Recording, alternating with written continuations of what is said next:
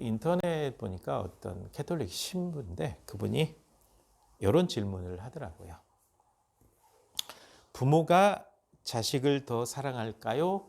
자식이 부모를 더 사랑할까요? 어떻게 생각하세요? 부모가 훨씬 자녀를 많이 사랑하는 것 같죠. 근데 이것이 착각이라는 거예요. 왜 착각이냐? 어린 시절에 보면 아이들이 어렸을 때 보게 되면 24시간 부모만 바라보기 때문에 항상 부모에게 매달려 있어요. 밀착돼 있죠. 그런데 귀찮아서 부모들이 밀어내고 엄마 힘들다고 엉덩이 한 대 때리고 자녀는 부모에게 집착하고 사랑에 빠져 있는데 부모가 밀어냈으면서 부모가 자녀를 사랑한다고 착각한다는 거죠. 네, 맞는 말 같아요. 그런 것 같습니다. 사실 부모가 자녀에게 관심이 참 많이 있지만 어린 시절, 아주 어린 시절에 자녀들은요 24시간 부모에게 늘 관심이 있어요. 왜냐하면 부모에게 모든 것을 기대해야 되는 그런 상황이거든요. 그런데 사춘기가 되면 역전이 되죠. 부모가 같이 있어주기를 바랄 때는 없다가 이제는 귀찮고 친구들이 좋은데 자꾸 간섭을 해요. 귀찮죠. 친구들이 훨씬 좋아져 버린 상황이 되니까. 그래서 저는 상담을 할 때 어린 자녀들 때문에 고민하는 부모들에게 그 얘기를 하거든요. 그 아이와 함께 보내는 그 시간은 영원히 돌아오지 않습니다. 그리고 그 시간이 지나고 나면 자녀들은 내 품에 없습니다. 그러니까 자녀들이 품 안에 있을 때 자라는 것이 굉장히 중요할 것 같고요. 그리고 자녀들 입장에서는 부모님이 살아 계실 때 뭐 돌아가시고 난 다음에 소 1000마리 잡아봐야 무슨 소용이 있습니까? 살아있는 사람들이 먹지 돌아가신 분이 무슨 국물 한 방울도 못 먹죠. 그래서 부모 자녀 간의 관계를 잘 생각을 해보시면 어떻게 살아가야 될지 딱 답이 나오죠. 근데 문제는 답을 알아요. 답을 아는데 안 산단 말이에요. 그러니까 늘 부모 자녀 관계가 삐걱삐걱 하는 거죠. 근데 영적인 문제를 보면 완전히 반대예요. 하나님은 마치 스토킹하는 것처럼 눈동자처럼 지켜보시는데 자꾸 사람들이 멀리 도망가요. 아니 하나님 사랑한대요. 하나님 사랑한다고 하는데 하는 행위를 보면 세상에서 복 받는 거 잘 되는 게 집중하고 있는 거지 하나님께서 기뻐하시는 일은 하지 않아요. 그래서 제가 한번 말씀드린 적이 있잖아요. 어떤 목사님이 설교를 하시면서 우리의 적은 밖에 있지 않고 내부에 있습니다. 52주 내내 예배드리고 새벽 예배 360일 참여하는 분이 말씀대로 안 살고 거짓말하고 싸우고 이런단 말이에요. 우리의 적이 내부에 있죠. 이게 굉장히 위험하죠. 그러니까 하나님께서 우리에게 늘 관심을 가지고 계시는데 우리는 하나님께 관심이 있는 게 아니라 하나님께 받는 복에 관심이 있단 말이에요. 참 씁쓸하죠. 그래서 바꿔야 돼요. 우리도 하나님께 자꾸 관심을 가져야 돼요. 그래서 제가 성경 말씀을 그렇게 공부하는 걸 강조하는 거예요. 하나님께 관심을 가지려면 하나님의 마음을 알아야죠. 하나님의 마음을 알려면 성경을 봐야죠. 성경도 보지 않으면서. 흔히 부부들이 빠져있는 착각이 있거든요. 부부들이 빠져있는 착각. 적어도 한 30년 정도 산 부부들은요, 이런 착각에 빠져 있습니다. 내가 당신을 다 알아. 제가 속으로 그러죠. 웃기고 있네. 몰라요. 30년 살아도 그 마음을 몰라요. 근데 그 마음을 잘 알고 챙기는 사람들이 있어요. 어떤 사람들이냐? 배우자가 하는 말에 잘 경청하는 사람들. 그러니까 경청을 해야 배우자 마음을 아는 거지. 경청도 하지 않으면서 당신이 어떤 사람인지 내가 아는데. 그럼 그러죠. 당신이 날 뭘 아는데. 이렇게 된단 말이에요. 그러니까 적어도 사람과의 관계에서도 상대방의 말을 들어야 그 마음을 아는 것처럼 하나님과의 관계에서도 하나님의 말씀을 끝까지 들어봐야 돼요. 그러니까 하나님 앞에 우리가 늘 관심을 가져야 돼요. 하나님의 관심은 늘 우리에게 있는데 우리는 자꾸 딴 데가 있단 말이죠. 이건 굉장히 위험합니다. 여러분들 구약의 인물들 가운데 가장 중요한 사람이 누구라고 생각하세요? 아담, 하와, 노아, 아브라함, 다윗, 솔로몬, 베드로, 사도 바울 많이 등장하죠. 누가 가장 중요할까요? 믿음의 사람들은 다 중요합니다. 다 중요한데 마태복음에서는 이렇게 시작을 해요. 아브라함과 다윗의 자손 예수 그리스도의 족보다. 아브라함과 다윗. 아브라함은요, 믿음의 조상이죠. 그러니까 도저히 믿을 수 없는 상황에서 믿은 사람이 아브라함이거든요. 그러다 보니까 완벽하지 못해요. 실수도 해요. 한 10년 기다려보다가 하나님께서 이 방법으로 주시려나? 그래서 이제 이스마엘이 태어나는 일도 발생했잖아요. 예, 실수도 했지만 하나님의 약속을 믿었던 사람이고, 다윗 같은 경우는요, 지금도 이스라엘 왕 가운데 최고로 존경받는 왕이거든요. 왜냐? 이 사람이 완벽해서가 아니라 실수도 참 많이 했어요. 예, 하나님 앞에 부끄러운 짓도 했어요. 남의 아내를 빼앗기 위해서 그 남편을 죽이기까지 했어요. 전쟁터에 보내가지고. 그런데 하나님께서 책망하실 때 한마디 변명도 없이 회개할 줄 알았고 무릎 꿇을 줄 알았고 하나님의 말씀을 묵상했던 사람이거든요. 즉 하나님 앞에 늘 관심의 대상을 하나님으로 두었던 사람이 아브라함과 다윗인 거죠. 이들처럼 우리도 모든 관심을 하나님 앞에 둘 수 있었으면 좋겠습니다. 하나님께 관심을 둬야 돼요. 그래야 좀 애매모호한 것들도 잘 풀어갈 수가 있거든요. 창세기 14장에 한 번도 창세기 1장부터 시작해가지고 언급이 없다가 갑자기 등장하는 사람이 한 사람이 있어요. 그 사람이 아까 읽었죠. 살레망 멜기세덱. 그러니까 지극히 높으신 하나님의 제사장인데 갑자기 그 배경은 이래요. 이 소돔 지역이랑 포함되어서 이 지역이 조금 약했나 봐요. 그래서 메소포타미아에 있는 지역, 뭐 엘람 왕이라든지 뭐 엘람이 지금 페르시아 옛날 이름이거든요. 이 지역의 왕들이 굉장히 세니까 소돔 지역에 있는 왕들이 그들을 섬겼어요. 네, 12년 동안 잘 섬기다가 13년째 되는 해 갑자기 간이 배 밖으로 나와가지고 배반을 했어요. 그렇게 되니까 괘씸해가지고 14년째 되는 해 위에 있는 지역의 왕들이 연합해가지고 쳐들어 내려왔죠. 그래서 이길 줄 알고 자기들도 모여가지고 전쟁을 하다가 완전히 박살이 나버리죠. 그때 소돔 지역에 살고 있던 아브라함의 조카 롯과 그의 가족과 재산까지 싹 약탈해가지고 가져가 버린 거예요. 이 소식을 들은 아브라함이 318명의 정예 병사를 데리고 친구들 도움을 받아서 쫓아가요.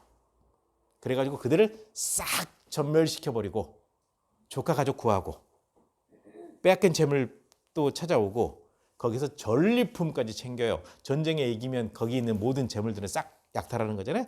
전리품까지 챙겨가지고 돌아오는데 소돔 왕이 맨발로 뛰어와서 환영을 하죠. 성경에 맨발이라는 표현은 없어요. 제가 그렇게 표현을 한 거예요. 성경에 맨발 나왔다 그러면 안 돼요. 네. 소돔 왕이 환영하고 맞이하죠. 이때 살레망 멜기세덱이 등장해서 아브라함에게 축복하죠. 하나님의 복을 아브라함에게 내려 주십시오. 라고 했을 때 아브라함이 10분의 1을 이 멜기세덱에게 바쳤다는 사건이 여기에 기록될 때 등장한 사람이 바로 이 멜기세덱인데 이 멜기세덱을 오늘 본문 말씀에 언급하고 있습니다. 그래서 이 멜기세덱에 대해서 잠시 들여다보면요. 오늘 본문 말씀대로 보면 멜기세덱은 하나님의 아들을 닮아서 항상 제사장이다. 이렇게 언급을 하고 있습니다. 지극히 높으신 하나님의 제사장. 그러니까 지금 여기에서 우리가 이제 성경을 공부했기 때문에 알 수가 있잖아요.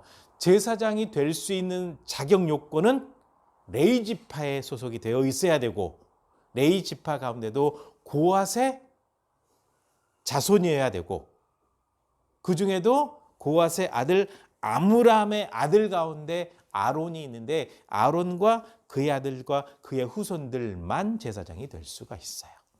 딱 정해져 있죠. 그런데 살레망 멜기세덱이 지극히 높으신 하나님의 제사장이다라고 언급을 하고 있죠. 그래서 보게 되면 멜기세덱이라는 단어를 해석하면 의의 왕, 그 다음에 살렘 왕이라고 하면 평강의 왕. 살렘은 샬롬에서 왔거든요. 네. 평강의 왕이고 의의 왕. 그러니까 딱 보면 이 멜기세덱이라고 하는 사람은 흠이 없는 사람, 평화주의자, 참 완벽한 사람이죠. 하나님께서 보내신 제사장이다. 이렇게 언급을 하면서 아버지도 없고 어머니도 없고 족보도 없다. 없어요. 성경 어디에 봐도 찾을 수가 없어요. 언제 태어났는지, 아버지가 누군지, 어머니가 누군지, 어떤 조상의 족보로 내려왔는지 전혀 언급이 없는 사람이에요. 거기에다가 시작한 날도 없고 이 생명이 끝난 날도 없어요. 언제 태어났는지, 언제 죽었는지 몰라요. 전혀 언급이 안 되어 있는 사람. 그러니까 상당히 미궁에 빠져 있는 인물이죠. 알 수 없는 어떤 미지의 인물 같기도 해요. 그런데 하나님의 아들을 닮아서 영원한 제사장이다. 즉 하나님께서 특별히 임명하신 영원한 제사장. 그때 한번 등장하고 그 이후로 나오지 않아요. 이름은 히브리서에 물론 언급이 되죠. 등장하지 않아요. 네. 그런데 왜 하나님의 아들을 닮았다고 했을까? 그러면 예수님의 육신의 아버지 이름을 우리가 모르나요? 알아요. 요셉이죠. 예수님의 육신의 어머니의 이름은요? 마리아죠. 알아요. 그 다음에 조상으로 쭉 거슬러 올라가면 아담도 등장하고 셋도 등장하고 아브라함도 등장하고 다윗도 등장하고 이게 연결돼 있어요. 알아요. 족보도 알아요. 그러니까 인간적으로 봤을 때 예수님은 사람의 족보를 타고 왔는데 어떻게 하나님의 아들 예수님을 닮았다고 했을까? 사람 족보를 언급하는 게 아니에요. 원래 예수님은 하나님이시거든요. 그래서 하나님이 사람의 모습으로 오셨는데 하나님의 아들이라고 표현하고 있으니까 여러분 하나님 언제 시작됐는지 알 수 있어요? 네, 하나님은 그냥 처음에. 그 처음이 언제냐면 아니 처음이라고요. 아니 그 처음이 언제냐? 아니 그니까 처음이라고요. 계속 논쟁이 그렇게 전개될 수밖에 없죠. 시작한 날 몰라요. 그리고 언제 끝나냐? 아니 영원하신 분이에요. 그러니까 언제 끝나요? 아 영원하시다고. 그러니까 언제 끝나냐고요? 아니 영원하시다고요. 가끔 그 믿지 않는 사람을 전도하다 보면 참 답답할 때가 있어요. 그러면서 그래요. 하나님 보여달라고. 그래서 제가 그 사람한테 그러죠. 그러면 내가 하나님을 보여드릴 수는 없는 건데 안 보여주신 하나님을 보여드릴 수가 없는 건데 당신이 하나님이 없다고 하면 하나님 없다는 거 증명 한번 해봐라. 하나님이 없음을 나한테 증명하시오. 그러면 무신론을 인정하겠소. 만약에 아차산에 곰이 없다라고 증명하려면 그냥 아차산에 곰이 없다라고 해야 될까요? 아니면 그 근거를 제시해야 될까요? 근거를 제시해야죠. 그러려면 어떻게 해야 돼요? 아차산 골짜기 구석구석 다 가봐야 돼요. 빠짐없이 다 가봐야 돼요. 우리가 모르는 어느 굴 속에 곰이 있을지도 모른다 그랬어요. 곰이 있다고는 안 했어요. 네. 그러니까 어느 지역에 뭐가 없다라고 증명하려면 구석구석 다 가봐야 돼요. 그러니까 하나님이 안 계시다라고 증명하기 위해서는요. 모든 곳을 다 가봐야 되고 보이지 않는 세계까지 다 들여다보고 없다라고 증명을 해내야 돼요. 증명할 수 있는 사람 아무도 없어요. 왜? 하나님은 시작도 끝도 없으신 분이고 족보도 없으신 분이고 영원하신 분이니까. 그래요. 바로 영원하신 분이 바로 예수님이기 때문에 하나님의 아들 예수님을 닮아서 영원한 제사장이 바로 살레망 멜기세덱이다. 멜기세덱이라는 거예요. 그런데 이 멜기세덱이 아브라함보다 높아요. 근데 여기서 왜 이 멜기세덱이 아브라함보다 높다라고 얘기를 했을까요? 이 편지를 받는 사람이 유대인들이거든요. 유대인들에게는요, 아브라함이 최고예요. 율법이 최고, 아브라함이 최고. 그러니까 아브라함 외에는 별로 인정하지 않아요. 그래서 사실은 이슬람교 같은 경우 같은 뿌리라고 얘기를 하잖아요. 그렇지 않아요. 사람들이 막 몰라서 그러는 건데 원래 이슬람이라는 이 종교는 마호멧이 7부족을 그러니까 이제 마호멧이 총각 시절에 돈이 없으니까 장사를 해보려고 하는데 돈이 안 되는 거예요. 그래가지고 선택을 한 게 돈 많은 과부를 선택해가지고 결혼을 했어요. 돈이 많아졌죠. 돈이 많아지니까 이제 이런 무기들을 사가지고 무장을 하고 그때 이제 장사를 하는데 그 중에 이제 큰 7개 부족이 있는 거예요. 서로 전쟁하고 치열하니까 이 사람이 그냥 용병을 동원했는지 뭐 했는지 모르겠지만 7부족을 통합을 해버린 거예요. 통합을 해가지고 하나를 만들었는데 각 부족마다 섬기는 신이 다 다른 거예요. 그래서 어떻게 하면 그냥 하나로 만들 수 있을까? 정신적인 통일을 이루자. 그래서 신을 하나로 정하자 했는데 7부족 가운데 섬기는 신 가운데 제일 그래도 괜찮은 신이 알라거든요. 그러니까 알라를 선택해 놓고 그 다음에 이제 성경을 가져다가 꽤 맞춘 거예요. 그렇게 만들어진 건데 자꾸 뿌리가 같다고 하니까 이게 문제예요. 종교학자들도 그 얘기를 하고 있어요. 그만큼 몰라요. 문제가 되는 거죠. 근데 아무튼 그들도 아브라함이 뿌리라는 거, 이슬람도 뿌리라고, 유대교도 뿌리라고, 기독교도 뿌리라고 그러고, 캐톨릭도 뿌리라고 그러고 다 그러고 있단 말이죠. 그러니까 최고로 여기고 있는데 이 아브라함이 최고가 아니라 하나님께서 보내신 지극히 높은 제사장, 이 멜기세덱이 더 높다. 그냥 그 표면적으로만 봐도 이 낮은 계급에 있는 사람이 축복할 수 있냐, 윗사람이 아랫사람을 축복할 수 있냐라는 거죠. 그러니까 당연히 멜기세덱이 훨씬 더 높은 사람이니까 아브라함에게 축복할 수 있었고, 그러니까 아브라함이 헌금을 드릴 수밖에 없는 상황이 되었다라고 얘기를 하면서 그들이 매달려 있는 잘못된 신앙관을 바로 잡아주는 거죠. 그러니까 아브라함에게 집착해 있을 것이 아니라 하나님께 초점을 맞춰야 돼요. 하나님께서 보내신 지극히 높으신 살레망 멜기세덱, 이 제사장이 아브라함보다 훨씬 더 높다.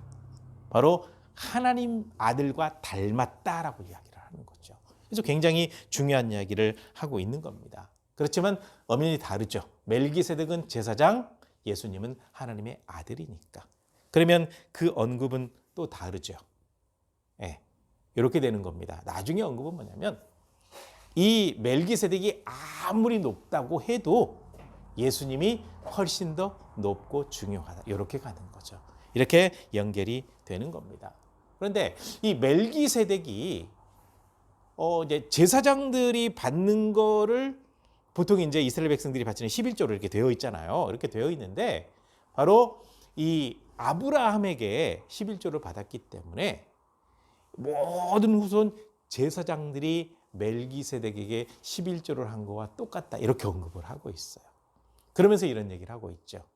아브라함이 멜기세덱에게 헌금할 때 아직 태어나지 않았지만 레이는 아브라함의 허리에 있었다. 아브라함의 후손이다. 이렇게 연결이 되는 거죠. 그래서 이 부분을 다시 한번 정리를 하면 아브라함에게 아들이 그 정실 자식이 한 명 있었죠. 첫 자식 빼고 이삭이죠. 나중에 그 사라가 죽고 난 다음에 재혼했을 때도 이제 정실 자식이니까 또 6명인데 이 6명은 후처의 자식들이니까 멀리 보냈죠. 그러니까 아브라함에게 정실 자식은 한 명 이삭이 남아있죠. 이 이삭이 40세에 결혼해가지고 60세에 쌍둥이를 낳죠. 에서와 야곱. 에서는 따로 떠나서 에돔 족속이라는 나라를 만들고 이 야곱은 12명의 아들을 낳았죠. 이 12명의 아들 가운데 루벤, 시므온, 레위, 유다 쭉 12명이잖아요. 큰아들, 둘째 아들, 셋째 아들이 레위거든요. 이 레위에게는 또 아들이 3명 있었어요. 게르손, 고핫, 무라리. 그리고 고핫에게는 또 아들들이 있었죠. 그 아들들 가운데 아므람이라고 있습니다. 이 아므람이라고 하는 이름이 어디에 등장하냐면 출애굽기에 등장을 해요.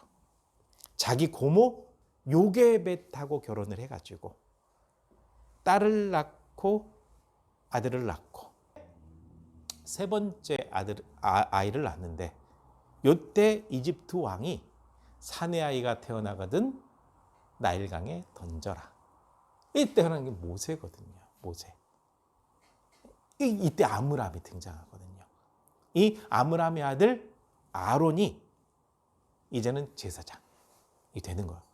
이렇게 되어 있기 때문에 아브람, 이삭, 야곱, 레위 제사장 족보로 따지면 그죠? 한참 후손이죠.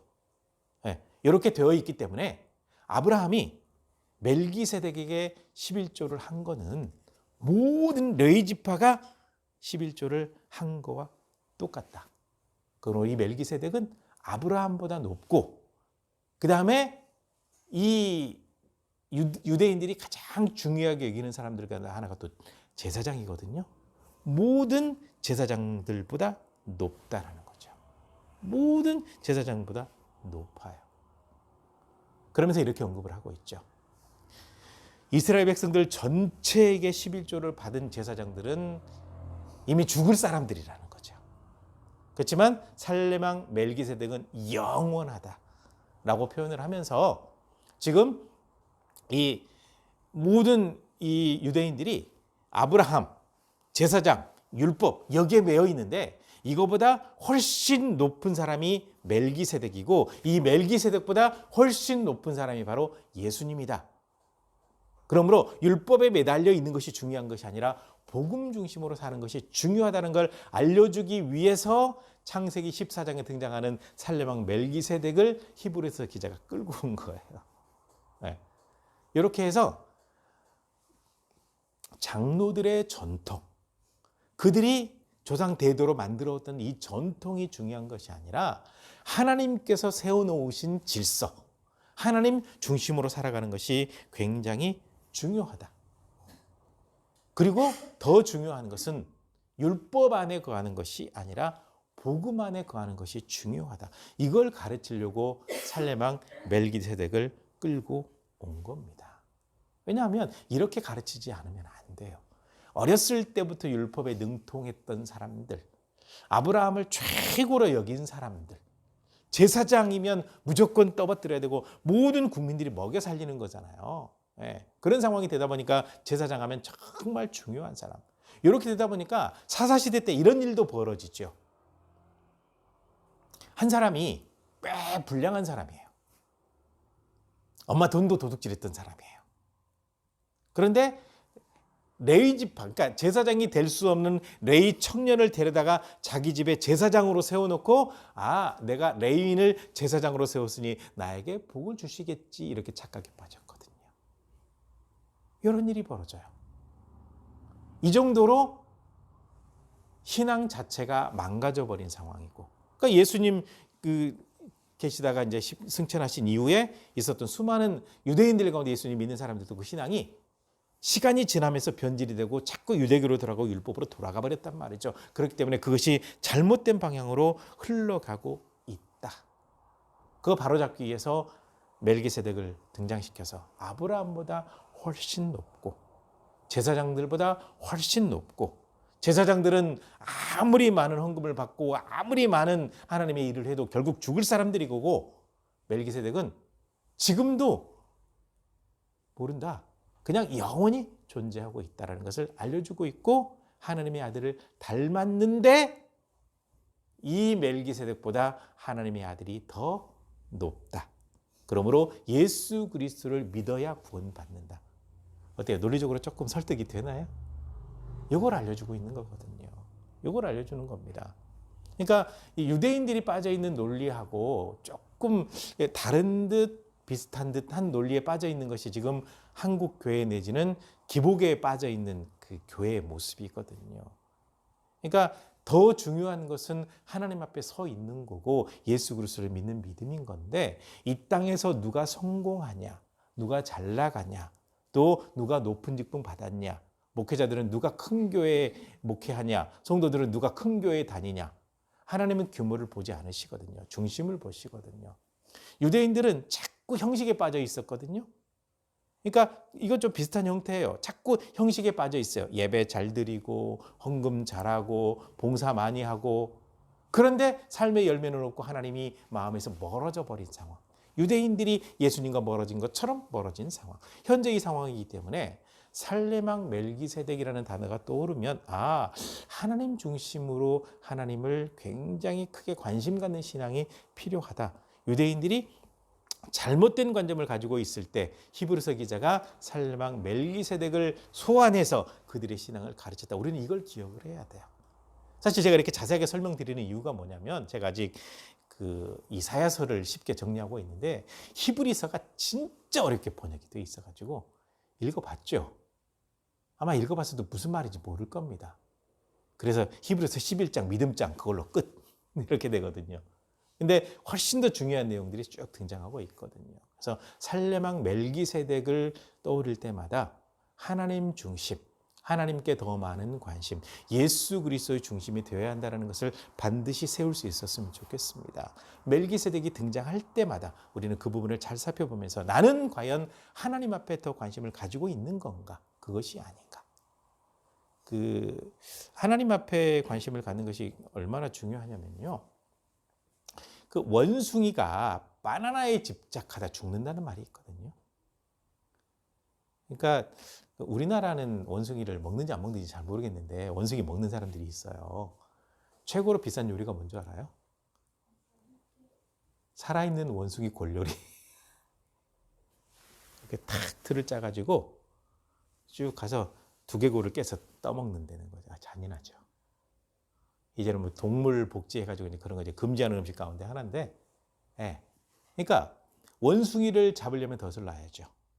덫을 놓으려면 원숭이가 좋아하는 걸 해야죠. 상자에다가 바나나를 넣어놔요. 원숭이가 집어넣었어요. 바나나를 잡았어요. 손이 안 빠져요. 빼려고 발버둥 치죠. 잡힌 거예요. 이 놨으면 살죠.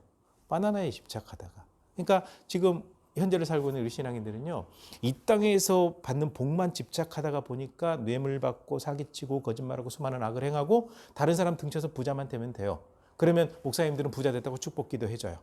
그러니까 그거에 집착하다 죽어버리는 거죠. 하나님 중심으로 안 가는 거죠. 예. 우리가 멜기세덱 떠오를 때마다